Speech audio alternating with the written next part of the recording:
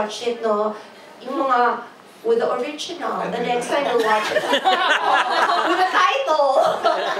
Pagkasos yung pamaging lalaki pala. Yes! Kasi lahat kailangan mo ilibre. And then yung mga women, babalik-balik. Ano nga, mag-notes tayo? Ano yung sinabi? Ano yung ginagawa? Ganon. So yung totoo talaga siya. Pero it's done in a way talaga na I'm proud of the fact na, one, hindi siya preachy. Pero two, hindi rin naman siya yung nakaka-BI. So, klarong-klaro lang talaga. Yung storytelling talaga na meant for 2015. Yay! Okay, diba? Thank you for spending your afternoon. They didn't trust you.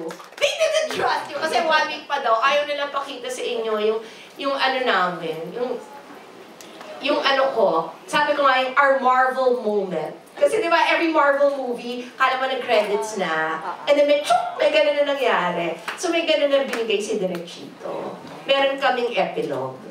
So yun yung ayaw nila, kasi nandun yun sa music video ko. Yung cute kasi. Pasensya na kayo, kasi umaasa pa ako sa ganun. And yun, please do watch this. And sana yung this 1 hour and 20 minutes we spent together, I hope I was able to convince you that it's worth your time.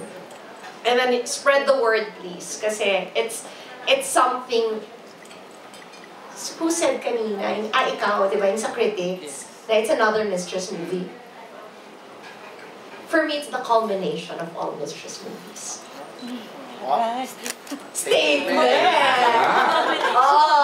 Culmination, di ba? Parang lahat na nagawa na ibigay na. Parang nag-full circle na. Kasi di ba, from The Mistress to A Beautiful Affair, tapos No Other Woman, lahat yung Pero ito, parang ito yung sabi ko nga kay Direk Chito, naghintay ka, na pinauna mo silang lahat, tapos sabi mo, ito yung exclamation point ko. Okay, thank you so much, Ms. Chris, for the, okay, you're good now. Yeah, thank you very, very much sa inyo. Thank you for the opportunity. Thank you for the time you gave me. And No, and you'll enjoy, I swear. You'll enjoy. Kinaklaro ko, I'm not there on the premiere night, not for any other reason, but because kinakasal si Yaya Chervil ni Bim in Tagaytay at hindi talaga ako aabot. Regalo namin yung wedding niya at yung reception niya. So, unahin namin yan. Pero 12 noon, I will be watching with all my sisters and some friends. Opening day. Pero ang daming friends na nagsabing they'll watch. So, maliit lang pala yung theater, so wala na ako na-invite na iba. Pupunta ako na lang yung block screening na in-order. Yeah, I'm sorry. Ano naman i-post ko? Sorry ang dami pala nilang gusto manood.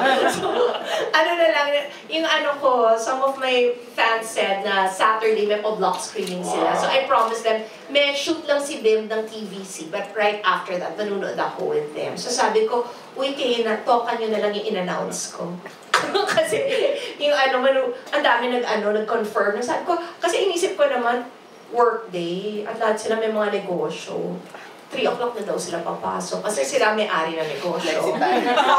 Sila may-ari na negosyo. So watch na lang sila with me, diba? Tapos yun, ang sweet kasi sa gabi, I'll go to Pampanga because since we shot so much in Pampanga, si Nanay Goff Pineda, nilibre niya yung buong niya.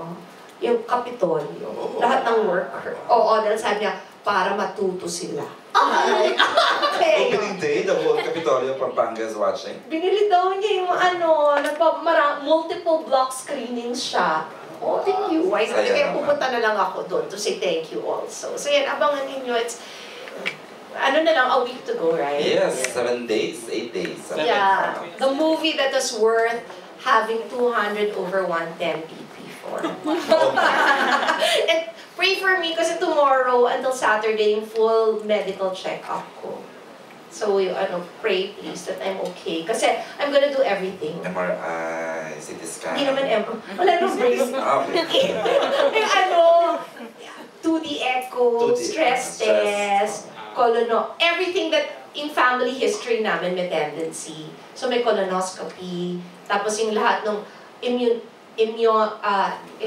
immunologist will test everything also. Tapos yung